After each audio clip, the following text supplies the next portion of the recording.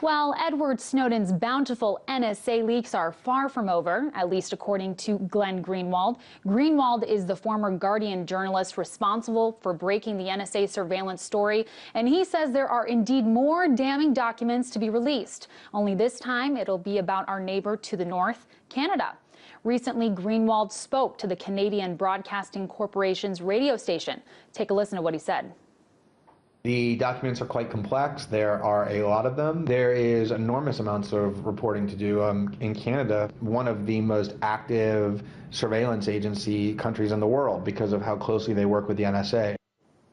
Greenwald also took the opportunity to respond to claims that publishing the classified government documents harms people.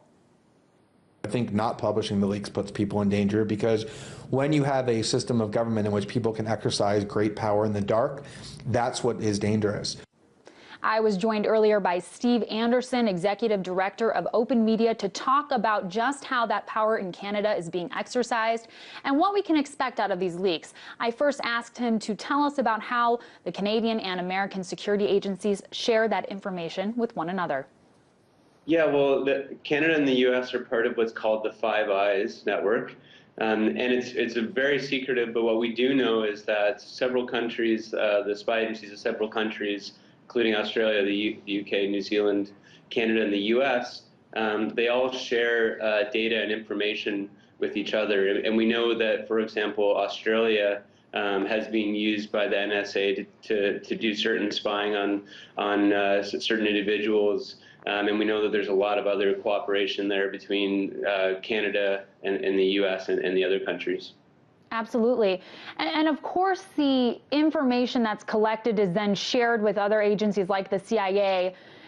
Do the two countries work together in actually detaining U.S. or Canadian citizens abroad? Well, I mean, that's sort of the issue. I think, but both with the NSA and with, in Canada, CSEC, both these agencies are they're secretive, they're expensive, and from what we're hearing with all these leaks from Snowden, they're really out of control. And we have every reason to suspect that they do cooperate in that way in terms of apprehending people, and we know that they're definitely sharing data, but how deep that cooperation goes, we don't know, but I'm hoping that new revelations coming from Glenn Greenwald will shine some light on that activity, because I think Canadians, Americans, people really around the world have a right to know what these spy agencies are doing and if they're violating our right to privacy and our basic freedoms. Sure. And in the United States, of course, there are the House and Senate Intelligence Committees that are supposed to oversee this kind of activity. What kind of oversight is there in the Canadian government, and do you think it's effective? It's definitely not effective. There is a watchdog, but it's a very small office, and this government watchdog has basically said that they don't know if Canadians are being targeted or how many Canadians are being swept up in this secretive, expensive spying. And in fact, the two opposition parties have called for more oversight. The Liberal Party here in Canada has just put forward a bill asking for parliamentary oversight, because really it's a really small office, and they have themselves complained that they don't have enough access to information, and they have called, the government's own commissioner has called for more privacy safeguards and more oversight of the government's spying activities. And Steve, how would you say Canadian citizens perceive the threat to their privacy? You know, how do you think they're really going to react to these upcoming leaks? Well, just recently, we put up a petition on our website at openmedia.ca, and what we saw was thousands of Canadians across the country in just a matter of days speaking out, calling on the government to create more oversight mechanisms to protect their privacy. So I think Canadians are very upset. And similar to the U.S., you know, in the U.S. there's this really big kind of cross-partisan coalition called Stop Watching Us.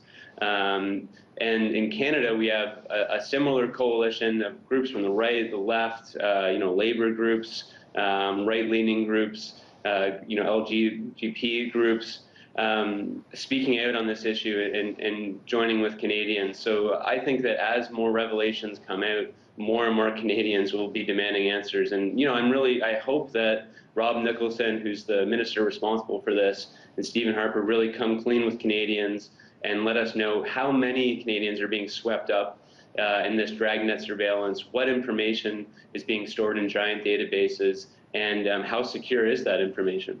Sure, and it does seem to be a very bipartisan issue, unlike many others.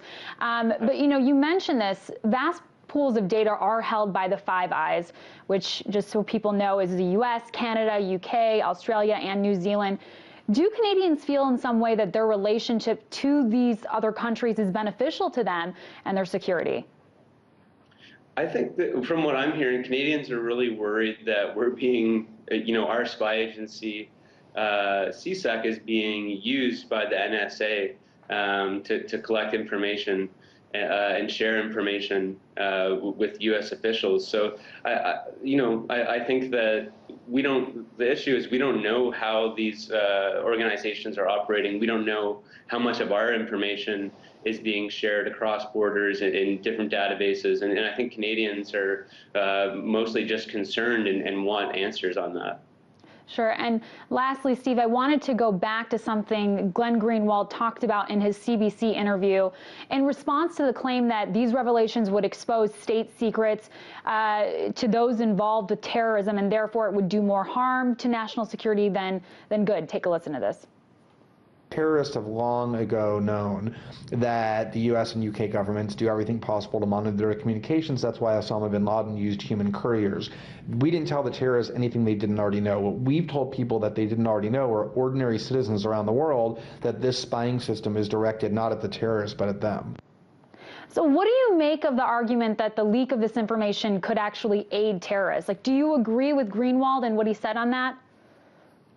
No, I think Greenwald's absolutely correct. I mean, from what I've read and seen, terrorists and criminals have for quite some time known that they've been target of surveillance. They use encryption and darknet technology and couriers and whatever they can to get around it. So I don't think it's new to those folks. I think it's like Greenwald said, it's new to law-abiding Canadians, law-abiding Americans to know that there is a government agency that's collecting their sensitive private information. We're talking about things like your prescriptions, your phone records, where you are, where you're going, who you're friends with. The fact that that information is being collected and stored in giant unsecured databases, I think that is what is news to Americans and Canadians, and what is dangerous. I mean, if you look at Canada, we've had over 3,000 breaches of sensitive citizen information in recent years, affecting 725,000 Canadians. And the fact that we're now having an agency collect even more information on us, I think it makes us less secure. I think it makes us more exposed to cyber criminals to have this information collected. And really, at the end of the day, we have a right to know which information, how many of us are being swept up in this giant dragnet surveillance. Sure. Well, it'll be very, very interesting to see what these upcoming leaks do reveal about Canada. I do appreciate you coming on and breaking down some of that for us. Steve Anderson, Executive Director of Open Media. Thanks for having me.